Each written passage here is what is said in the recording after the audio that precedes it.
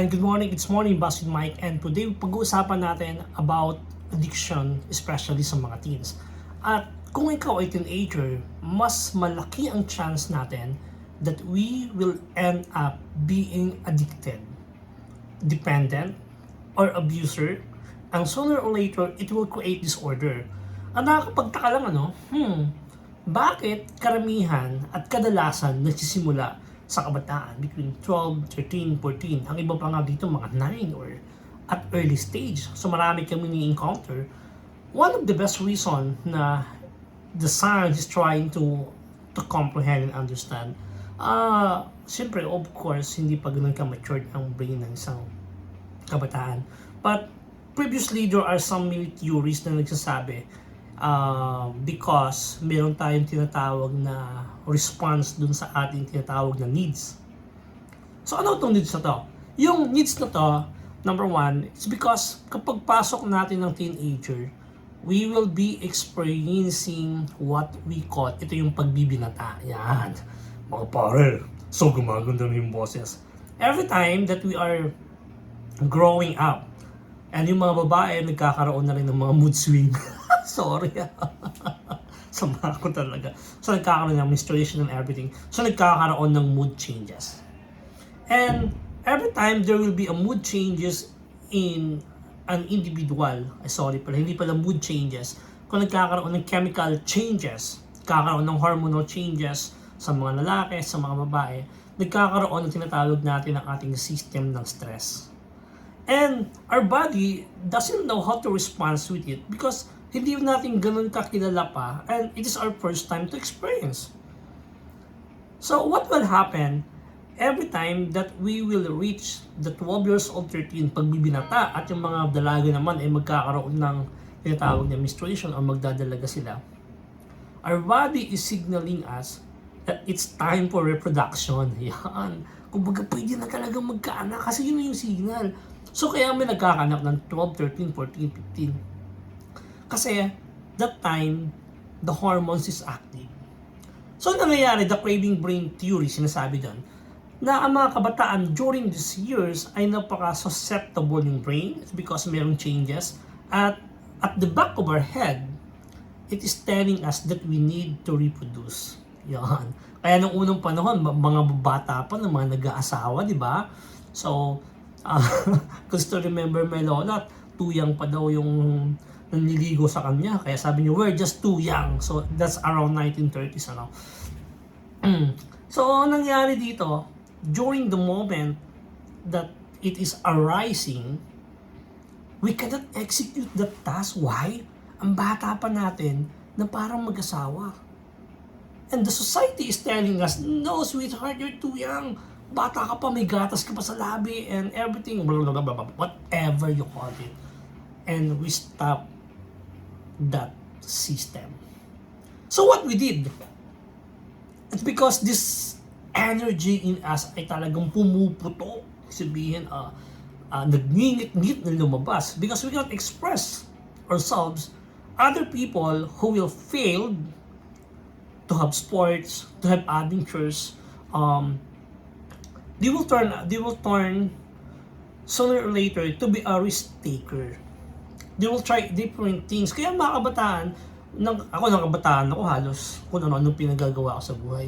And there is what we call the risk taking activities. Dahil for us the world is new and we have a lot of energy and we don't know how to put it aside. For that reason, it makes us very susceptible to addiction because we are trying a new adventure and a new things that will happen to us.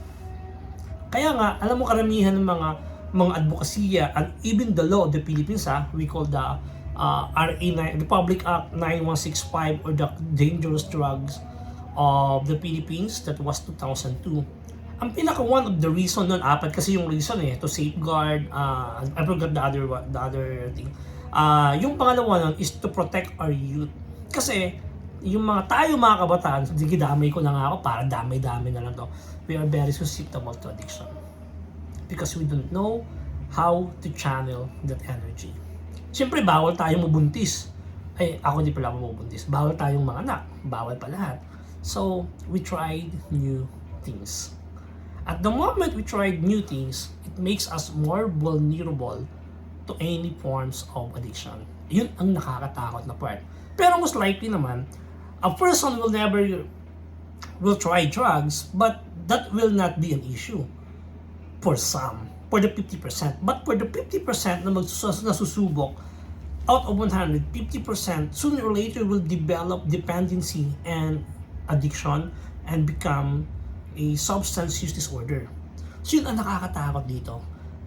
At over the years, dahil nag-progress na yung science, they found out that the young people who started, when you start smoking nicotine, yan, nako tropa, we have a high chance to be addicted to any chemical or any activity that is habit forming, and sooner it will lead to addiction. Why?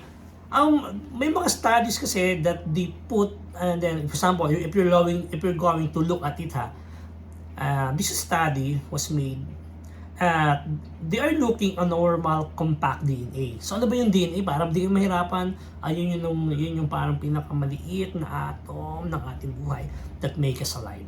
If we're going to look at that DNA, it is very compact. Ayan, may kita mo, dikit-dikit.